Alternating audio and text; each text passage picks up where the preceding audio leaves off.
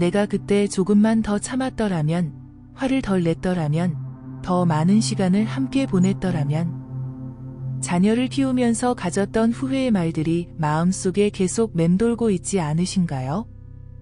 자녀 양육에서 생긴 후회는 부모라면 누구나 가슴에 품고 있는 무거운 짐입니다. 특히 지금 50대, 60대, 70대가 되신 분들은 당시 물질적으로 어려운 시대에 자녀를 키우시느라 충분한 사랑과 관심을 주지 못했다는 자책감에 시달리시기도 합니다. 오늘은 그런 후회와 자책감을 어떻게 화해로 전환할 수 있는지 부처님의 가르침을 통해 알아보겠습니다.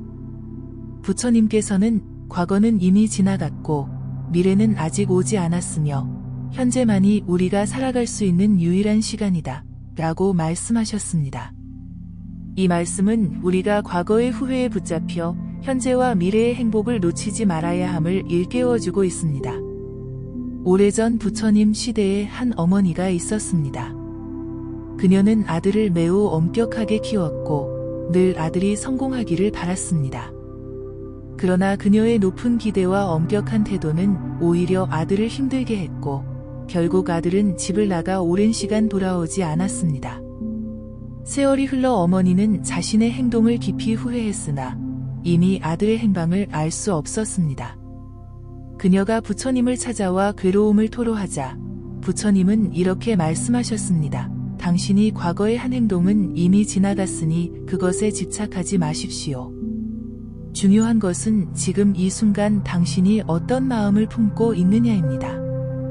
진정한 사랑과 용서의 마음을 품는다면 그 마음은 반드시 전해질 것입니다. 이 가르침을 마음에 새긴 어머니는 매일 아들을 생각하며 사랑과 용서의 마음을 보내기 시작했고 놀랍게도 몇 년 후 아들이 돌아와 화해의 시간을 가졌다고 합니다. 이 이야기는 우리에게 중요한 교훈을 줍니다. 자녀 양육에서의 후회는 너무 늦은 것이 아니며 지금이라도 화해의 첫걸음을 내디딜 수 있다는 희망을 보여줍니다. 부처님께서는 또한 증오는 증오로 사라지지 않고 오직 사랑으로만 사라진다 고 가르치셨습니다. 당신이 스스로에게 품고 있는 후회와 자책감도 마찬가지입니다. 자신을 비난하고 책망하는 것으로는 결코 그 고통에서 벗어날 수 없습니다. 오직 자신에 대한 깊은 이해와 사랑, 그리고 용서를 통해서만 치유가 시작됩니다. 그렇다면 구체적으로 어떻게 자녀 양육의 후회를 화해로 전환할 수 있을까요? 첫째, 당시 상황에 대한 깊은 이해가 필요합니다. 부처님은 무지가 모든 고통의 원인이다 라고 가르치셨습니다.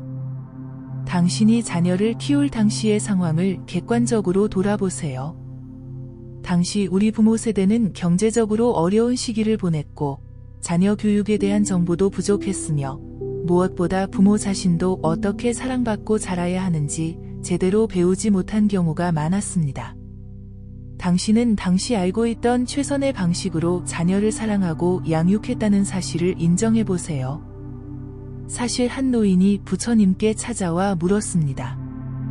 제가 젊었을 때 자녀들에게 너무 엄격하게 대했고 제 화를 자주 표출했습니다.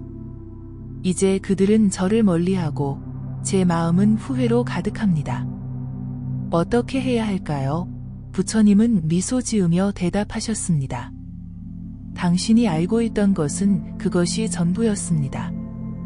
만약 더 나은 방법을 알았더라면 당신은 분명 그렇게 했을 것입니다. 자신을 용서하고 지금부터 다른 방식으로 사랑을 표현해 보세요. 둘째, 자기 자신에 대한 깊은 용서가 필요합니다. 부처님께서는 자신을 용서하지 못하면 타인도 용서할 수 없다 고 가르치셨습니다.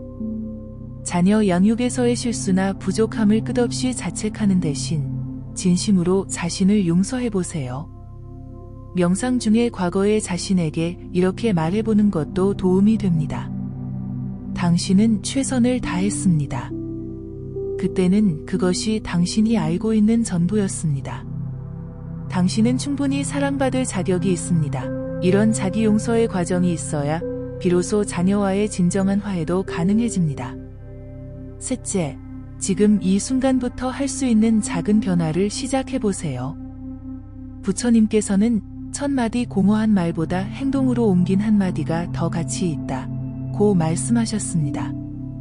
자녀에게 직접 미안하다 고 말하는 것이 어렵다면 작은 행동으로 당신의 사랑을 표현해 보세요. 갑작스러운 전화 한 통, 좋아하는 음식을 준비해 주는 것, 그저 조용히 이야기를 들어주는 시간 등 작은 시작이 큰 변화를 가져올 수 있습니다. 실제로 한 어머니는 수십 년간 단절되었던 딸과의 관계를 회복하기 위해 매주 짧은 편지를 보내기 시작했습니다.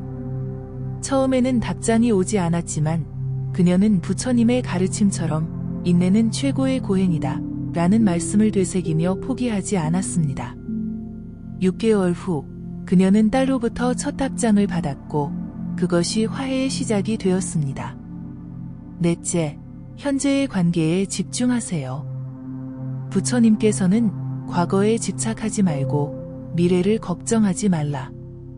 오직 지금 이 순간에 충실하라 고 가르치셨습니다.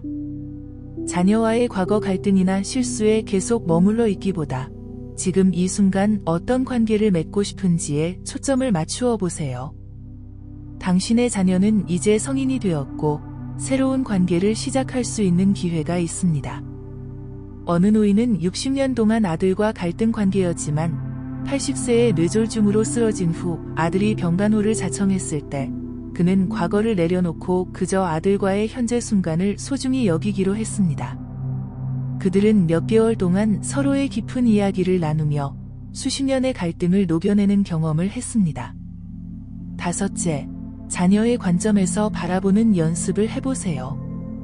부처님께서는 모든 존재는 자신만의 업을 지니고 있다 고 가르치셨습니다. 당신의 자녀도 그들만의 경험과 상처, 그리고 시각을 가지고 있습니다. 그들의 입장에서 당시 상황이 어떻게 느껴졌을지 상상해보는 것은 깊은 이해와 공감으로 이어질 수 있습니다.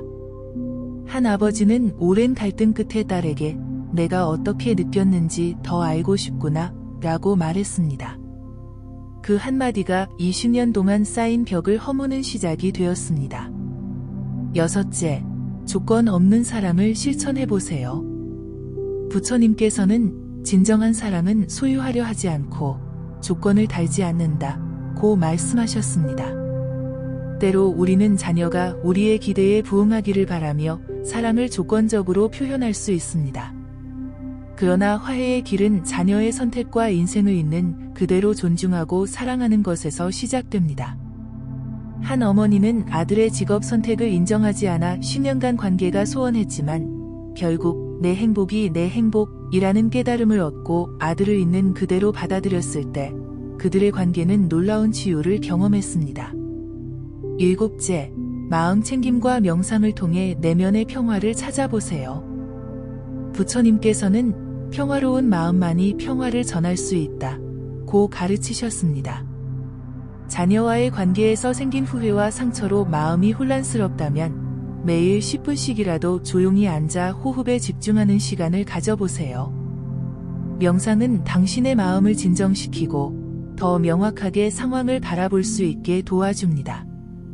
한 아버지는 매일 아침 명상을 통해 딸에게 사랑과 이해의 마음을 보내는 연습을 했고 그것이 실제 만남에서도 더 열린 마음으로 대화할 수 있는 힘이 되었다고 합니다.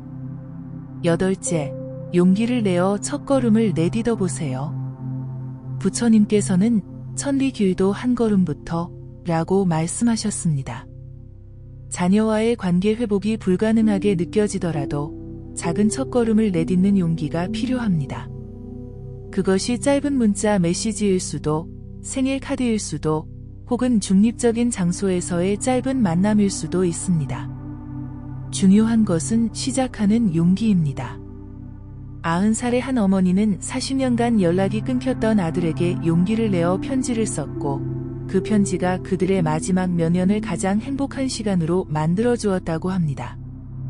아홉째, 기대를 내려놓으세요.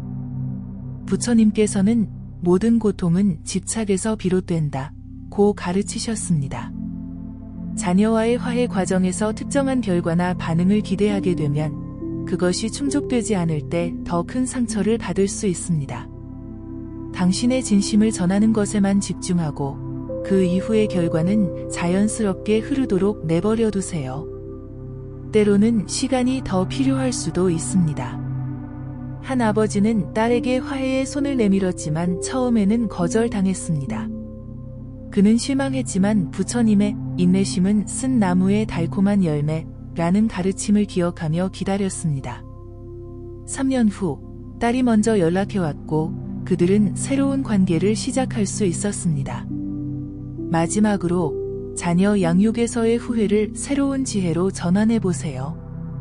부처님께서는 고통 없이는 지혜도 없다고 말씀하셨습니다. 당신의 후회와 경험은 귀중한 삶의 교훈이 될 수 있습니다. 그것을 다른 젊은 부모들과 나누거나 손주를 대할 때 더 현명하게 활용할 수 있습니다.